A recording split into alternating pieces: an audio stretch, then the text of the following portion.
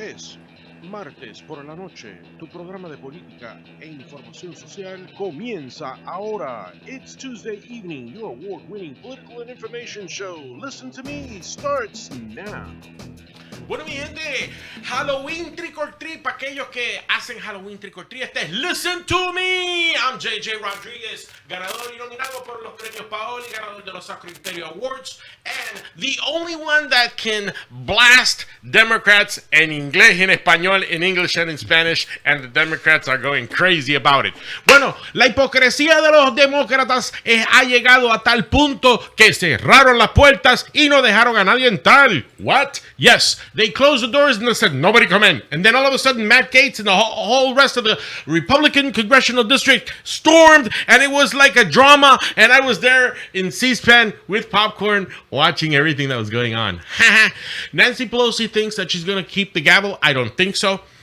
There's a lot of things that are going on. Hay muchas cosas que la hipocresía de los demócratas se le está hundiendo el barco y el boquete de la hipocresía se está volviendo más y más grande. The hypocrisy hole, the rabbit hole that the hypocritical Democrats are building is growing and growing and growing.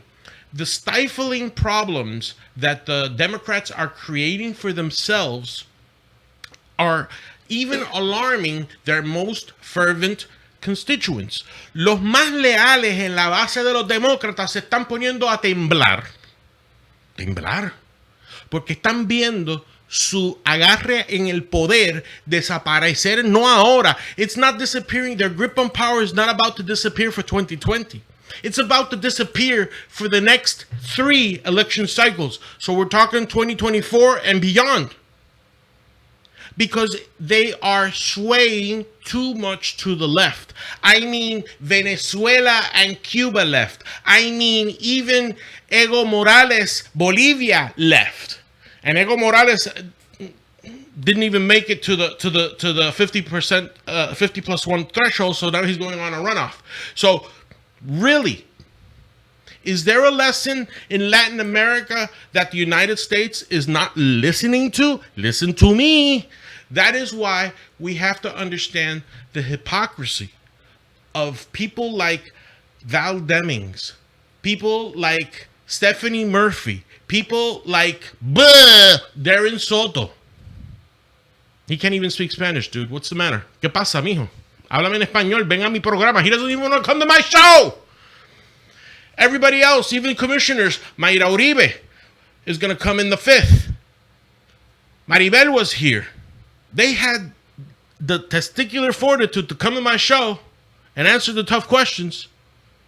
But Darren Soto doesn't want to come. ¿Qué pasa, mijo? Are you afraid? ¿Cómo bate el cobre? Mira, me japo calvo como Miguel para que venga. Para que veas el brillo. So you could see. It's Halloween, man. You want me to scare ya? You know, what is scary? It is out of es más, Freddy Krueger, perdonando la expresión, Miguel, perdóname, te voy a pegar. Freddy Krueger se cagaría de lo que está pasando en el Congreso americano. I'm sorry. He would poop in his pants. Freddy Krueger would poop in his pants. First of all, anybody who saw Nancy Pelosi would poop in the pants in the dark, please. You know, it's scary as heck, the hypocrisy of the Democratic Party. Now, the Republican Party cannot get on a high horse. They still control the Senate. They need to gain more in the Senate, and we need to gain more in the House of Representatives. And you know how we do that? By firing Val Demings, Stephanie Murphy, and Darren Soto. We have to do that here in our congressional districts to get some foothold. That's our Si esto fuese una guerra, if this were war, that's our beachfront. Esos 3 distritos congresionales son nuestras frentes de guerra. Why? Because we cannot let Val Demings and Jerry Demings get a foothold like what Alan Grayson wanted to do, because he wanted to go to Congress, and then he wanted his wife and cousin and daughter-in-law and other wife and his other wife in politics, en la política. No podemos dejar que esa hipocresía demócrata corroa ese frente que es Val Demings, Stephanie Murphy y Darren Soto. We got to kick them out. And we have 3 really good candidates in the Republican side that could do that job. And one of them is here today, and we're going to talk to him. Y vamos a hablar con él. Dale la oportunidad. Porque sinceramente, mi pregunta primordial, y lo hizo Donald Trump a los negros americanos. Donald Trump made this question about Hillary Clinton to the African Americans. What has Hillary Clinton done for you lately? Y yo te pregunto a todos los latinos que me estén escuchando ahora mismo, tanto en Puerto Rico como aquí en Seminole, en Orange, Osceola, pendiente Osceola. What has Val Demings done for you? Sinceramente, díganme, llámenme. 321-439-8218. Ahí está mi teléfono. Llámame. Tell me, what has Val Demings really done for you?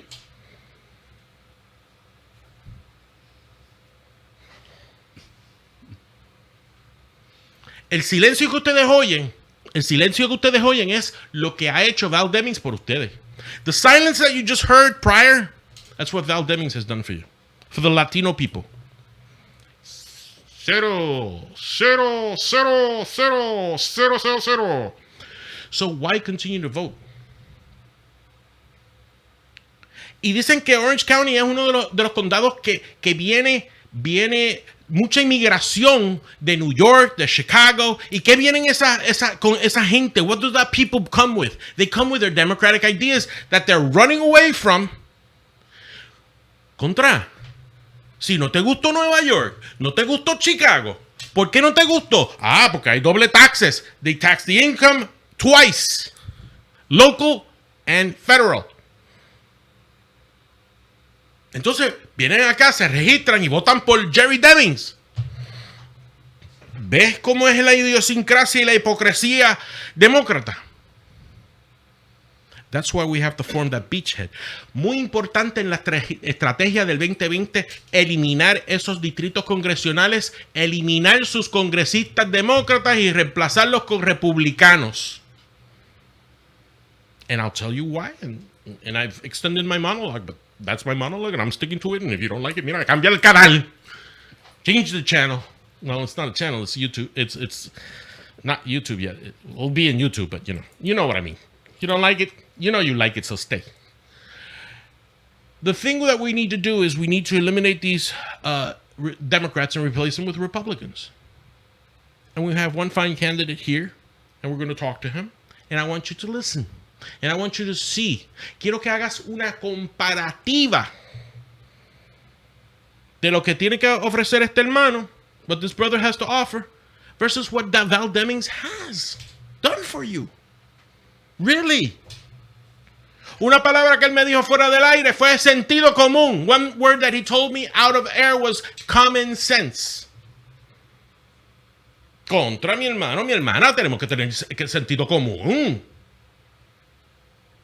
Tenemos un gobernador que quiere trabajar para nosotros. Tenemos senadores que quieren trabajar por nosotros. ¿Qué rayo ha hecho Val Demings, sinceramente? Jay, que tú estás gritando mucho, que tú estás muy agitado, se te va a subir la presión, vas a perder el pelo. Oh, Jay, your pressure is going to get too high, you're going to lose hair. Mira, mi gente, eso es pasión. That's passion. Tengo a mi hermana aquí, Mila Márquez, que vino de Venezuela, y ella siempre me lo ha dicho, ella es apolítica. Fine. Pero todos los días nos está contando los horrores de que pasan sobre el socialismo en Venezuela, en su patria, y yo no quiero que pase eso aquí. So, am I a bad person because I don't want socialism to take over the United States? I don't want socialism to take over Orange County? Do I want to support people that will make sure that socialism will never etch its freaking ugly head Like a bad Halloween story. I don't want socialism here in Orange County. Is that so bad? Am I a bad person because I want that? I don't think so. And I'll get agitated as I want because I never lied. I told people when I started the show 3 years ago, I'm an opinionated man, Republican, pro-statehood for Puerto Rico, Republican man. Never lied. Never said anything different. Okay? So, that is my monologue. Ese es mi monólogo. I'm sticking to it. And thank you very much for this Halloween edition of Listen to Me, because we're going to be talking about spooky people. And Val Demings is one of them. So anyway, Mila, ¿cómo tú estás, mi amor? Gracias por tal. We're going to be introducing Mila Márquez. She's been back. She was a little bit sick. How you feeling, my dear? ¿Cómo tú te sientes, mi amor, de estar de vuelta aquí en Listen to Me? Bien, mi vida, gracias a Dios, súper bien. Sí, escuchándote, realmente sí me preocupa altamente la situación del socialismo a nivel mundial. Porque los tentáculos de Venezuela están abrazaron ya Latinoamérica, evidentemente, y es grave la situación, porque yo te voy a hacer una sola comparación. El problema del socialismo no son solamente los políticos, ¿okay? Es grave porque el pueblo se deja engañar, se deja manipular y incurren en votar por esta desgracia mundial. That is one important point. Let me translate that. Because Mila is saying that she has a fear, una preocupación. She's preoccupied in that socialism is trying to envelop the world. And it's so easy because they want to try and brainwash our brains and then try to get voted in. Sigue, mi amor. Pero. Fíjate que es tan así que yo te voy a hacer una comparación real, real. En la época de Jesús, el emperador dijo, ¿ustedes qué prefieren? ¿A Barrabás o a Jesús? Y el pueblo decidió por Barrabás. Señores, es lo que está pasando con el socialismo. No elijamos a Barrabás. No podemos convivir con criminales. Los criminales van presos. Los criminales se les aplica la ley. Los criminales no se negocia con criminales. Con criminales no se dialoga. Wow, that is a fantastic analogy that Mila makes. In the Bible, during the Passion of Christ, Christ was presented upon the Jewish people, and also next to Christ, Barabbas. And Herod said, okay, you get to choose who goes free. You want Jesus Christ of Nazareth, or you want Barabbas?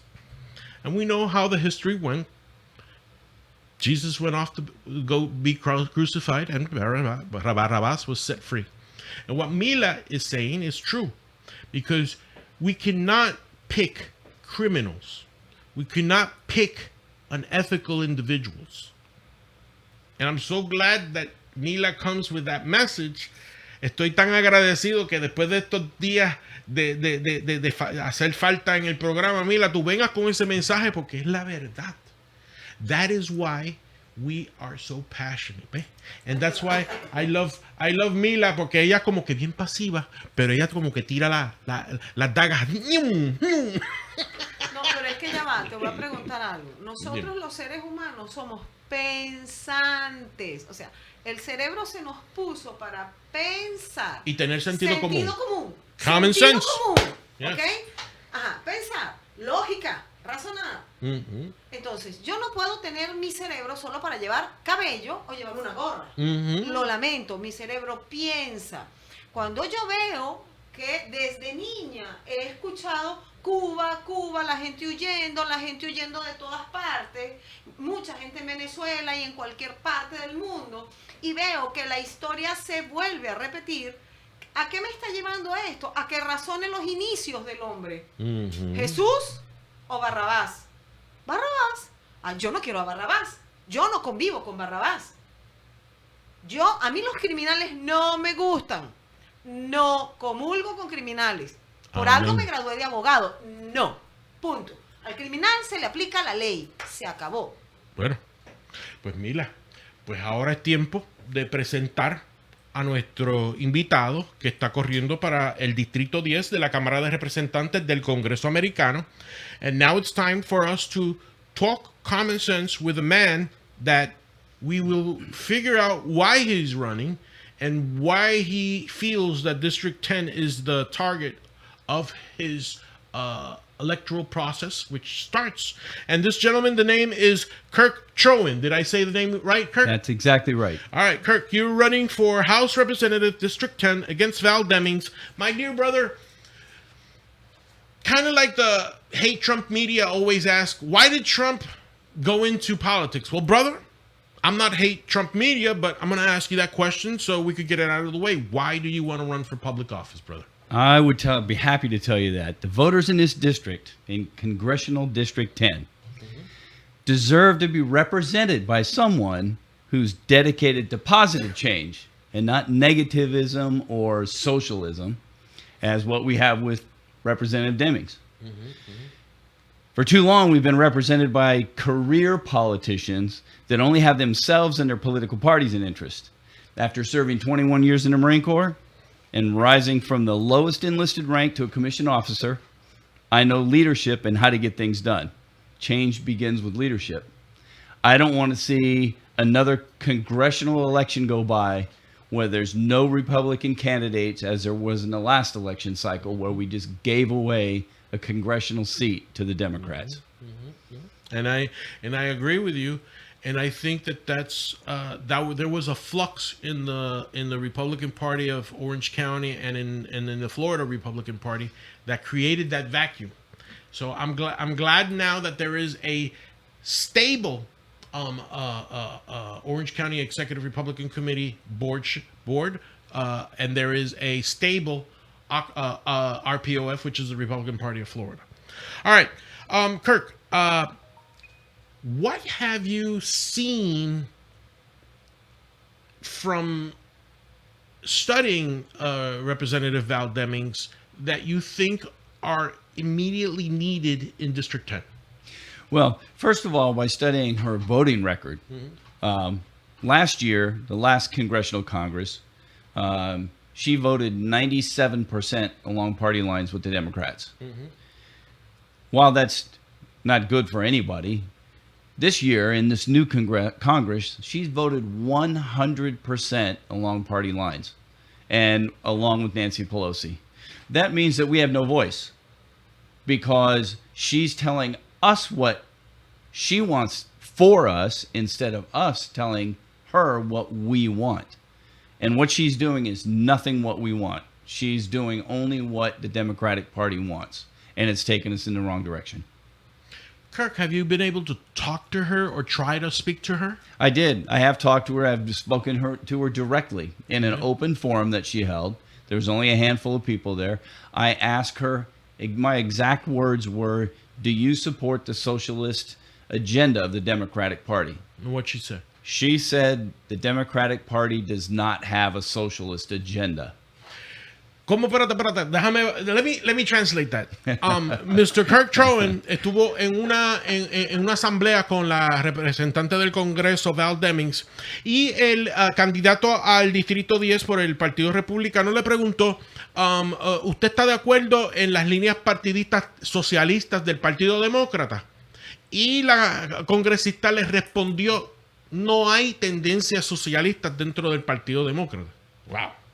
Sí, and Kirk, sorry. Mila, esto es lo que yo te estoy hablando. This is what I'm talking to you. Y yo sé que tú me has dicho muchas veces que uno no puede ser partidista, pero lo que pasa es que dentro de los Estados Unidos, dentro de la ideología demócrata y dentro de la ideología republicana, hay unas estructuras firmes que son una línea de mentir y disuadir que yo estoy diciendo la verdad, pero es mentira, como acaba de pasar aquí.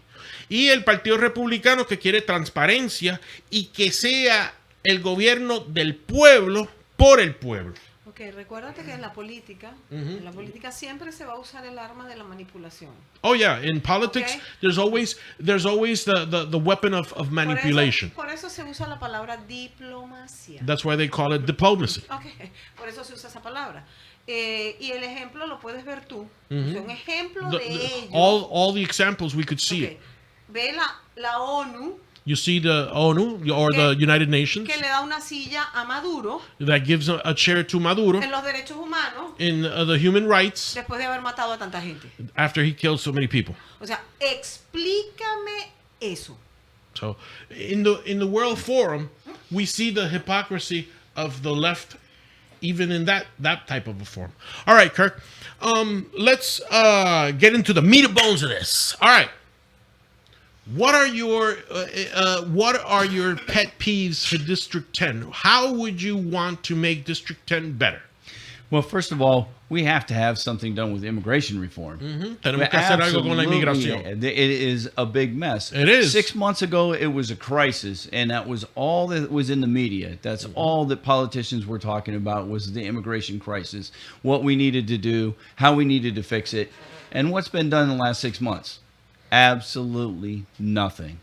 We need to talk to all of our communities, whether it's the Hispanic community, whether it's the African American community, the Haitian community, all of the people that we have in this county that are affected, which we all are, by immigration. We need to fix the broken policies so we can keep people that should be here, that deserve to be here, and we need to send people home that don't deserve to be here. Dile que, o sea, soy honesta, soy inmigrante, She's an immigrant. She wants to be honest. ¿ok? Estoy en un proceso, She's in a process. ¿ok? Pero sí sé que se necesitan unas She medidas. knows that there's a Okay. need to have Sí lo laws in sé. place. O sea, como abogado, As a lawyer yo in Venezuela, observo, I observe analizo and I analyze y veo las necesidades. and I see the necessities. Pero no soy abogado de acá. She's not a lawyer to be able to practice here in the Okay. United States. Si fuera abogado de acá, If she could practice yo here, digo, haz esto, haz esto, haz esto. do this, do this, do Propon this, esto. but put this. ¿Ok? You know, Puedo hacerlo. she can Como do it asesor, simplemente. like a Okay. an assessor or Pero no tengo, o sea, no tengo a nadie a quien darle mis ideas. well. She says that she doesn't have nobody to give her ideas. Sí tiene. Listen to me aquí.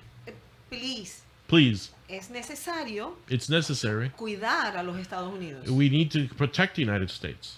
Es necesario. Uh-huh. O sea, y soy inmigrante. And she's an immigrant. En sus manos In your hands está mi vida is y her la de mis life hijas. and the life of her daughters. ¿Ok?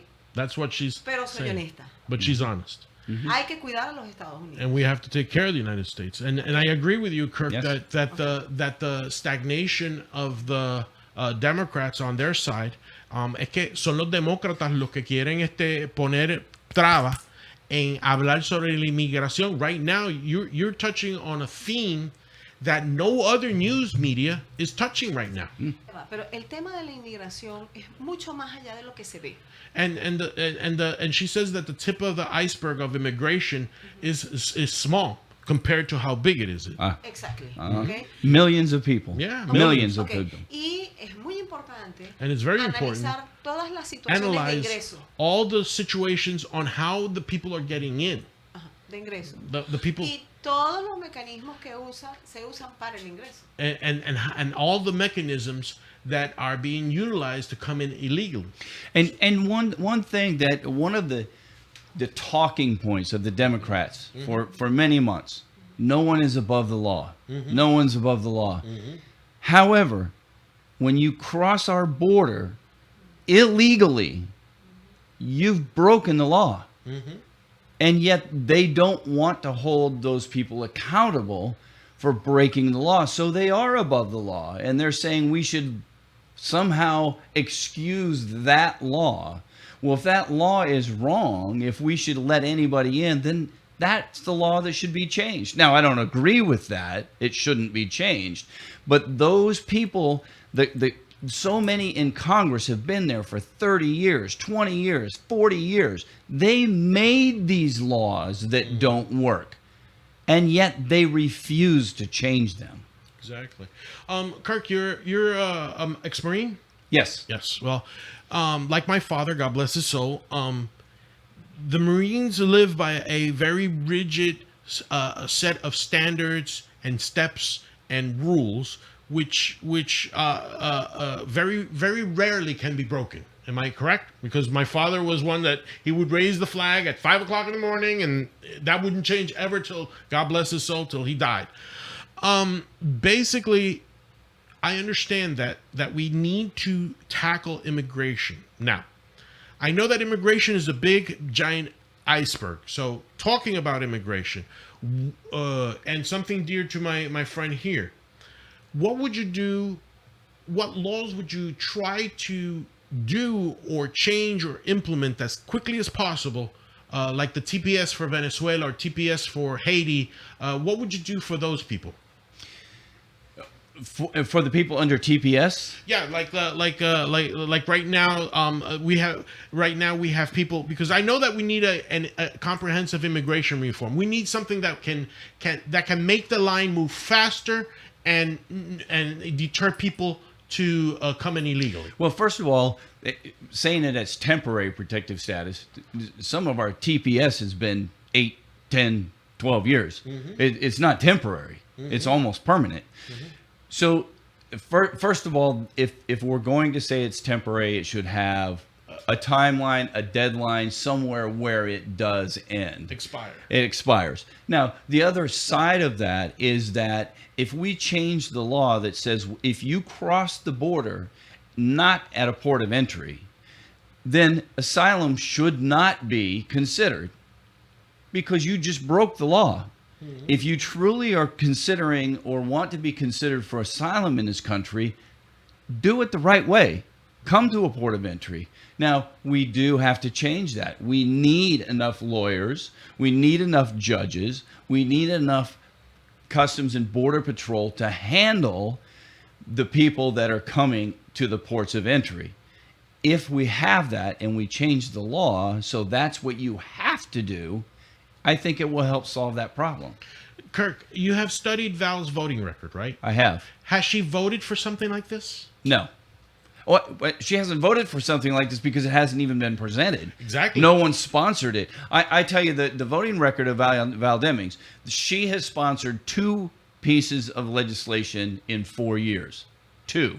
One was to rename a post office here in Orlando, which rightfully should have been done, and it was passed. The other one was what was called the Police Protection Act of 2019, which does nothing to protect police.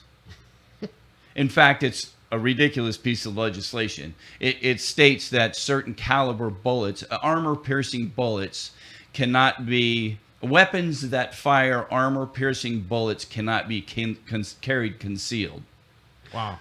Well, anything that shoots an armor-piercing bullet is too big to carry concealed anywhere. Yeah, exactly. So it's a ridiculous piece of legislation. It hasn't even left committee. Those are the only 2 things that she's done in the last 4 years. Wow. Yo quería hacerle la acotación a él. She wants to ask you.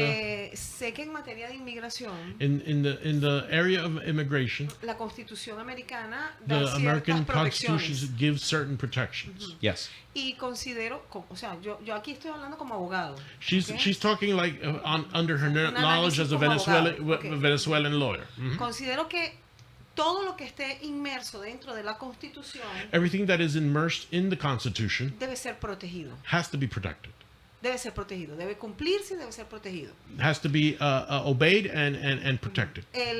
Las reformas a la Constitución, the reforms to the laws and to the Constitution, no pueden ser cannot be por una tendencia política. Cannot be by a political tendency. Debe ser por una necesidad social. Should be for a social, because of a social need that's occurring. Okay? Porque si lo hacemos como una tendencia política, pasa lo que pasó en Venezuela. If we do it for a political tendency, then it happens what happens in Venezuela. Okay. Entonces, la Constitución debe ser sagrada The para Constitution todos los americanos must y los be no americanos. sacred to Americans and non-American citizens.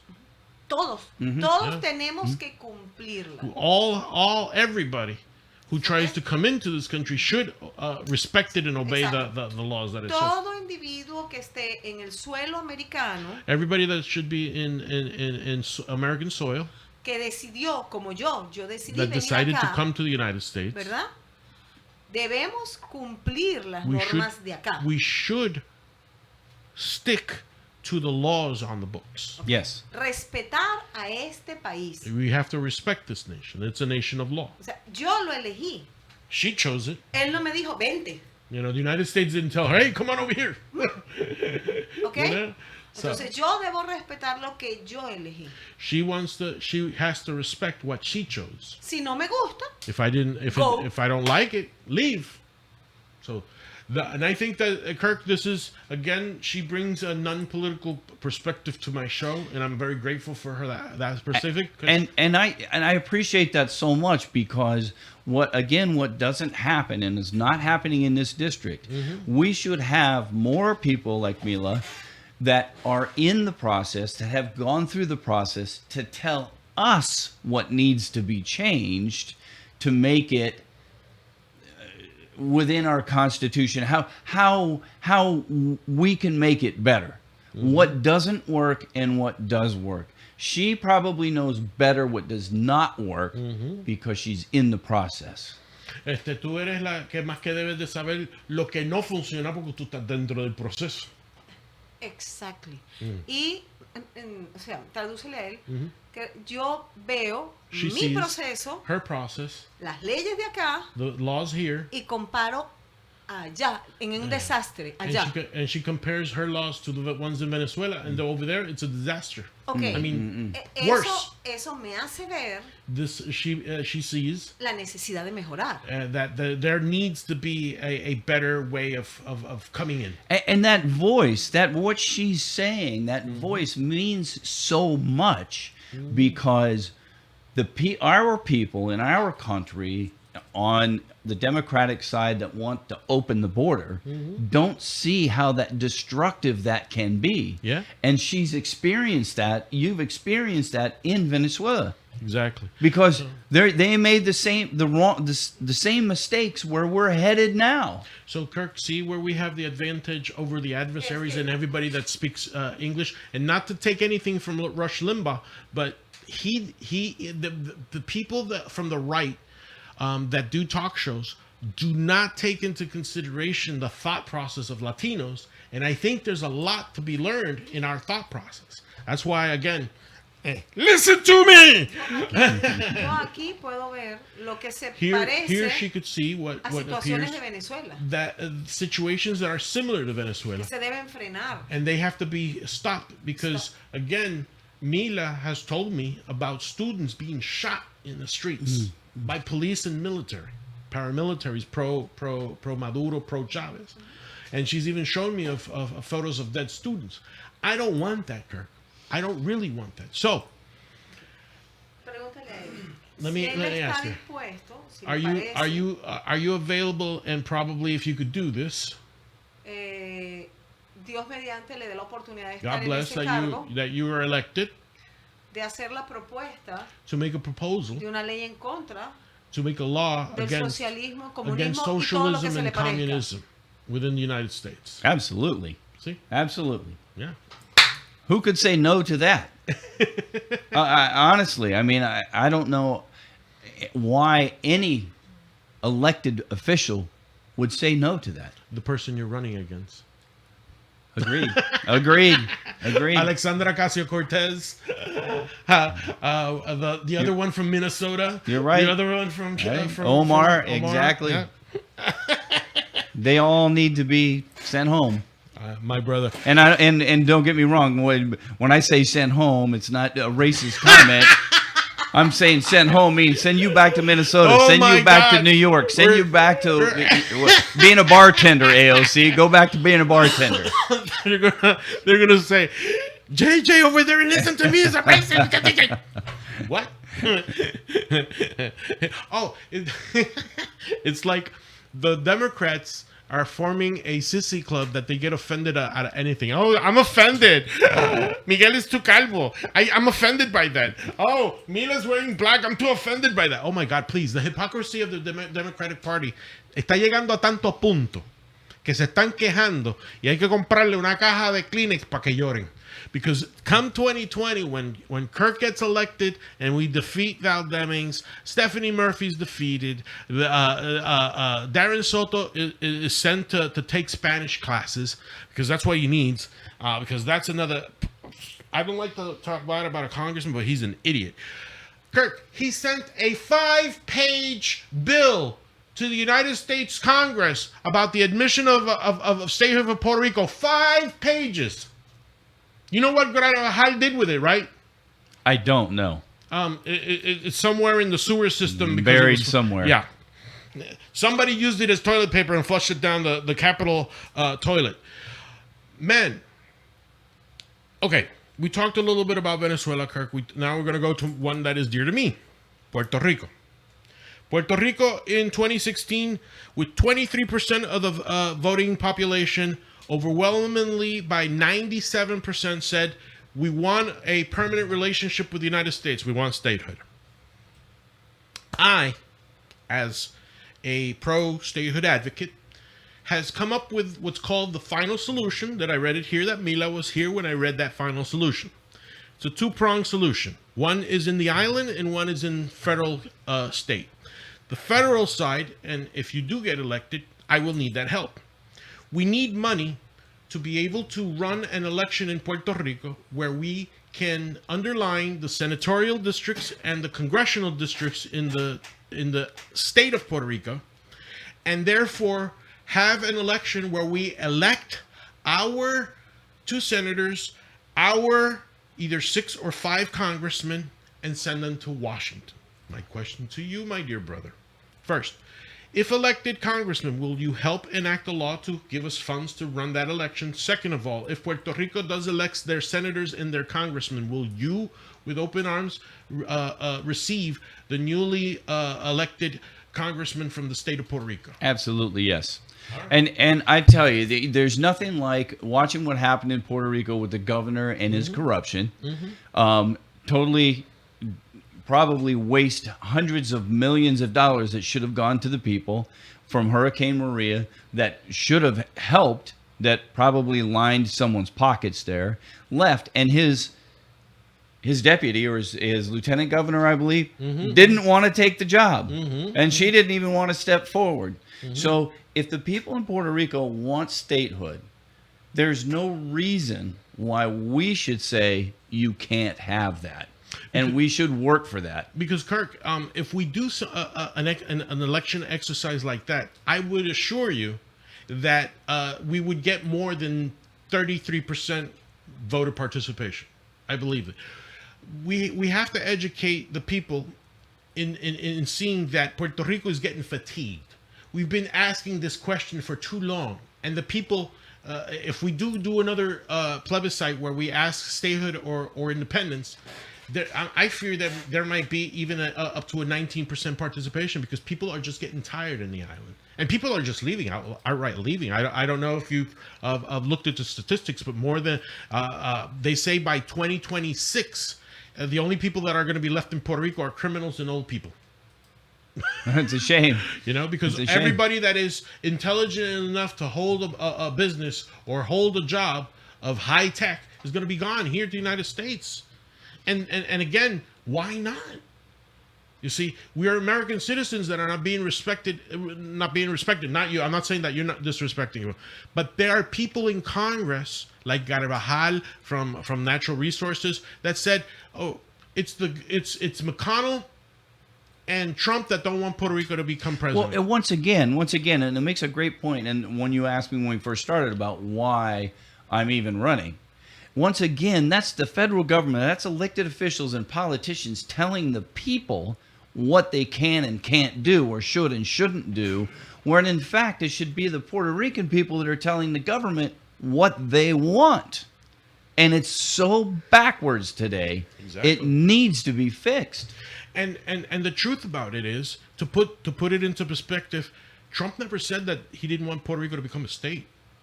He just said that he couldn't consider statehood for Puerto Rico while there is so much corruption going on the island. So you're saying it also. in context, and it is, we have to elect people that will listen to the people of Puerto Rico and not to their bolsillo, their pockets. And two, Carvajal said that Senator McConnell said that no to Puerto Rican statehood. Senator McConnell never said that, Kirk. You know what did he say? He said that under Pelosi, he will not permit in his watch that Puerto Rico would become a socialist state. So I don't want Puerto Rico to become a socialist state, so I'm a bad person? We don't want Florida to become a socialist state. Exactly. So they take the truth and they bend it to accommodate. It's what Mila just said. That's why they call it diplomacy. All right, brother. Let's get back to your candidacy in Florida. And District 10. Second Amendment. What's your bullet points for the Second Amendment? The Second Amendment gives us a right that cannot be taken away from us. Okay. And there's all these wacky ideas about taking all of our guns away. Exactly. And we're going to come and get them. No, you're not. The Constitution, as Mila was saying, our Constitution specifically gives us that right to keep and bear arms. That's never going to happen. Second of all, these red flag laws that are trying to be passed and have been passed in some states are totally against what our legal system professes, that you're innocent until proven guilty. Because I can call and say, Jay, I think Jay's crazy and he has a gun in his house. And the police can come and take your guns away, and you have to hire a lawyer. You have to go to court and prove your innocence. That's backwards. We don't prove our innocence. That's what's happening in Venezuela. That's what's happening in Cuba.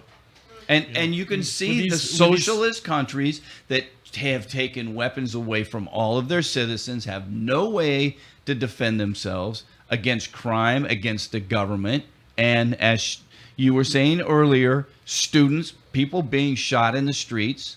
How do they defend themselves? So, Kirk, your policy will be take the guns away from the criminals, leave the guns in the hands of the citizens. Absolutely. There has not been one thing proposed or even talked about that takes guns out of the hands of criminals. The only thing we've been told that we need, again, the government telling us what we need, only thing they've told us is we're going to take law-abiding citizens' guns away.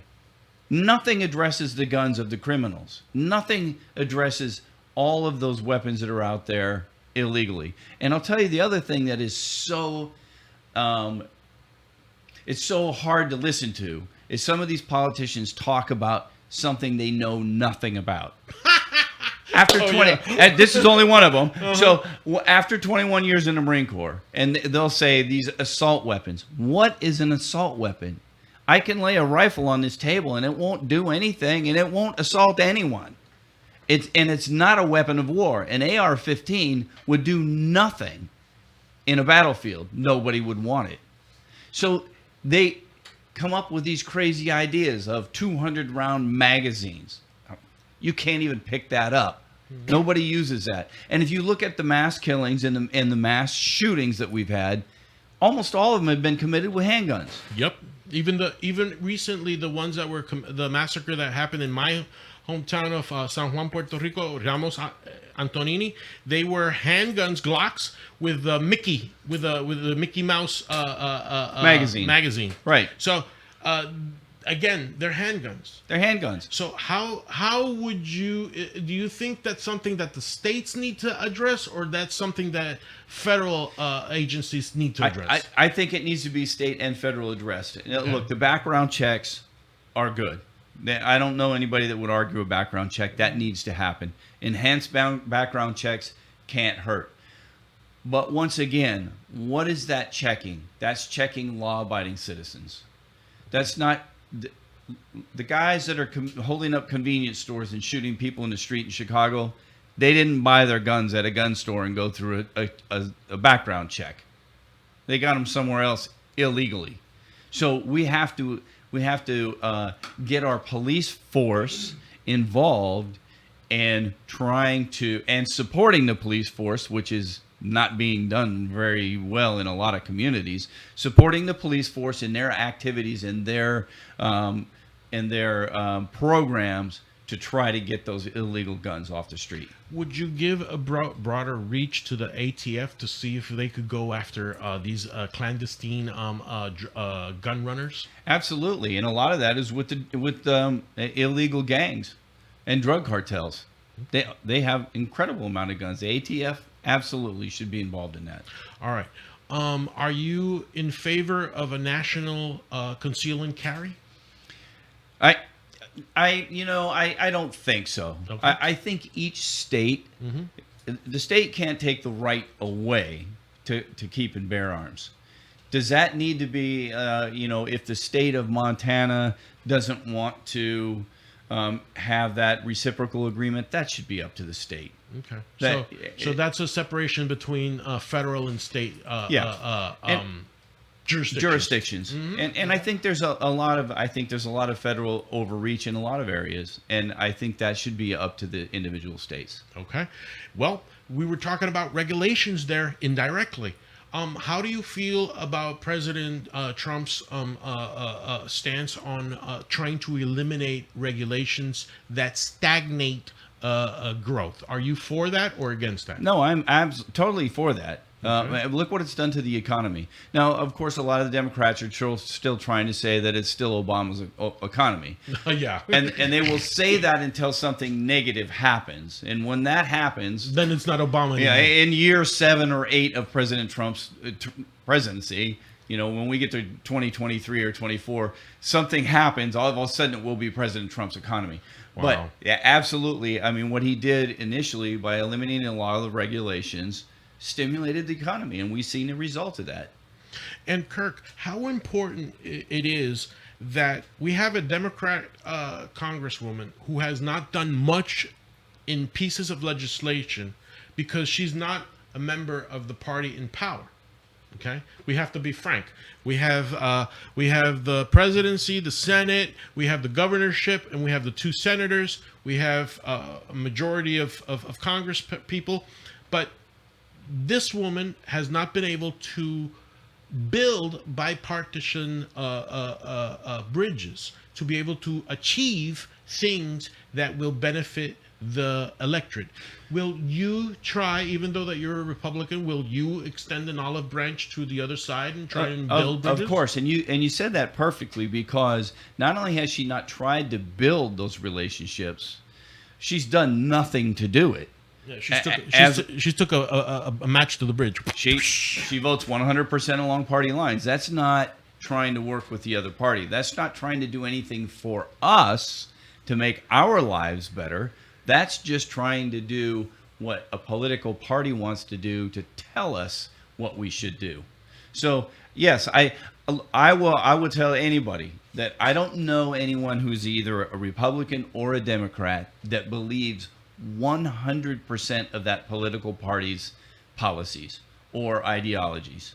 There has to be something in there, whether it's the abortion issue, whether it's the gun rights issue, whether it's immigration. There has to be something that you don't agree with 100%. So when we have a congressional representative that votes 100% along party lines, we're not being represented. Okay. Well, this next one is dear to the heart of a very good friend of mine, and I'm gonna be the master of ceremonies for the homeless, and I hope you could come to the homeless, to feeding the homeless. I'll give you that information. It's gonna be in Lake Eola in the Walt Disney World Amphitheater of Lake Eola. Mm-hmm. We're gonna feed thousands and thousands of homeless people. So basically, under the federal guidelines that you can do, because again it would be an interaction from federal and state and even countywide, what can you do to help the homeless and help them get back on their feet, if that's something that you could talk about? Yeah, and that is such a difficult it's such a big and difficult problem. There's federal grants and there's federal money to assist in affordable housing and getting homeless off the streets and helping veterans that are homeless. The problem that I see with that is it gets caught up and spent by local bureaucracies before it ever gets to help anyone. So we may need to revitalize or reinvent how that money, federal dollars, how those federal dollars come in to Orlando and in Central Florida with stipulations and strict guidelines to make sure that money goes directly to the organizations that can help and not caught up in 3 layers of bureaucracy where 10% of it goes to the real problem. And again, this comes into the red tape, which is regulations that the Democrats want to keep on piling up.